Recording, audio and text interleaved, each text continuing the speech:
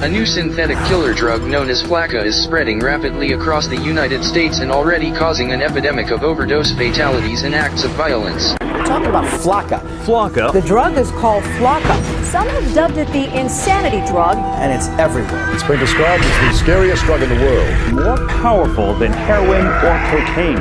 This is a synthetic drug that can alter your state of mind, raising excited delirium, body temperature, and literally losing their mind. They're all experiencing like superhuman kind of strengths. Or it takes 6 policemen to hold them down. That's a problem. Psychotic breakdowns, hallucinations, aggressive, violent behavior, Cannibalism and self-mutilation. indiscriminate violence when Flakka takes over. We are living in the context of the end of the age. We are a nation under judgment. Murders in Palm Beach County. I want to follow myself, I want to actually believe in myself.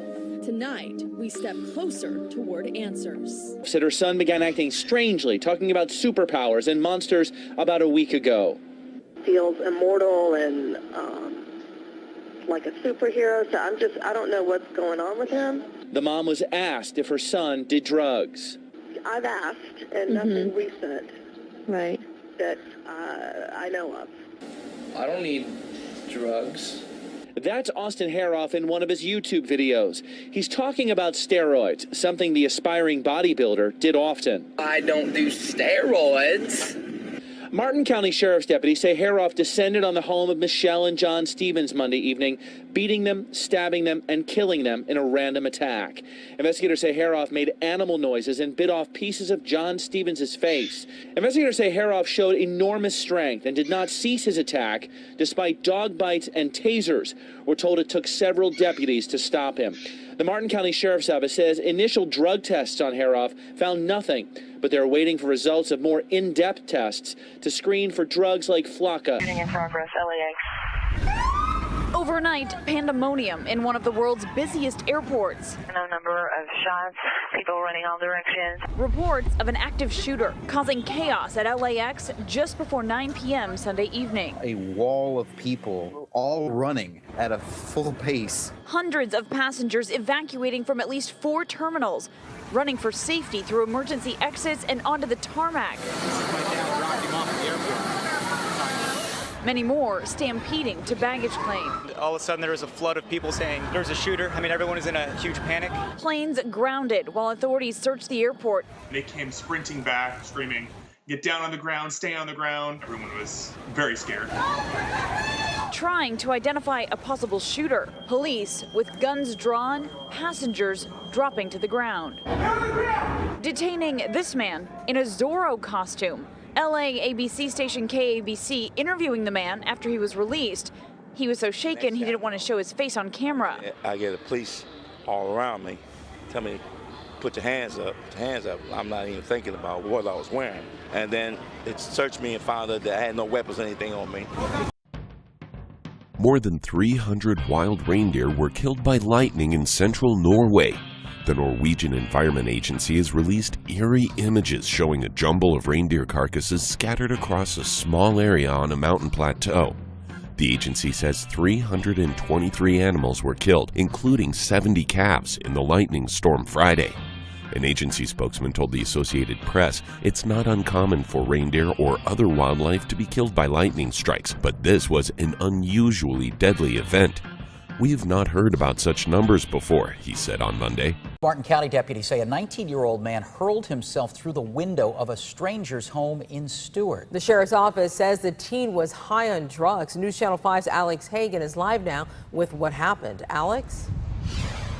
Well, John and Tanya, first and foremost, we're told the victims that lived here, they are expected to be okay. Now, we have learned from deputies that the intruder was high on methadone and acid. I want you guys to take a look at this home. You can see the boarded up window that this intruder hurled himself through. This is on Orchid Street in Stewart. Now, deputies say this home invasion, it happened early Sunday morning. Now, when first responders arrived, they found the intruder being held down by the homeowner's son. Now, the victim struck the intruder in the head with a baseball bat several times. Now, deputies say the man also displayed extreme strength and high tolerance to pain. Cleanup kit? Fuel, oil, kerosene everywhere. Total loss, I believe. The patch known as Breakneck was hit hard. He looked out the window. He went to heat something up in the microwave and seen the truck floating against the neighbor's fence.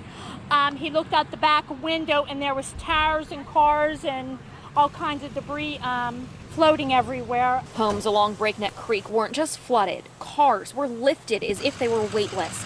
Bricks ripped from homes. 4.8 inches of rain fell within less than 2 hours, and it's Mother Nature wasn't very kind to us down here.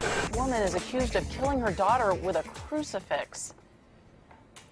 Yeah, Marianne, this one is really hard to hear. Juanita Gomez is here at the Oklahoma County Jail. She's facing a first-degree murder charge, and court documents show that she admitted to police she stuffed a crucifix down her daughter's throat, and she says she watched her daughter die. A horrific ending to a mother-daughter relationship. It was very sad to hear what happened. A neighbor who didn't want to be identified, shocked hearing a murder happen just 2 doors down. The crime scene at 15th and McKinley, just a couple blocks away from the city's bustling Plaza District. Police responded to Juanita Gomez's home on a Chuck welfare call Saturday afternoon. Officers say they found 33-year-old Geneva Gomez lying on the ground with the large crucifix on her chest, her body placed in the shape of a cross. I can't imagine a mother doing that to her daughter.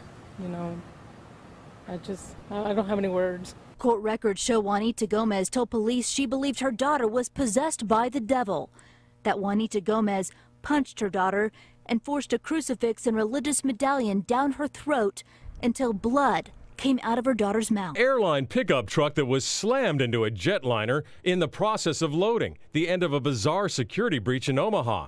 We just got a report of a person possibly jumping the fence over at the airfield. Do you guys have any word on that yet? It was 9:30 in front of the Nebraska airport when the man was screaming that people were trying to kill him. Police approached. They tried to calm him down. He bolted for the parking garage. A foot chase with the suspect jumping a fence onto the airport runway. I don't have any word on that, but I do see policemen running on foot. The suspect, having stripped off all his clothes except his underwear, jumps into an unlocked and running airline pickup truck, and it's now a vehicle chase. Apparently, somebody jumped in a truck on the runway out there. When police cruisers cut off the truck, the suspect doubles back, and that's when he slams into the nose gear of a Southwest jet in the process of boarding. They're all just east of the tower now. Right next to Southwest.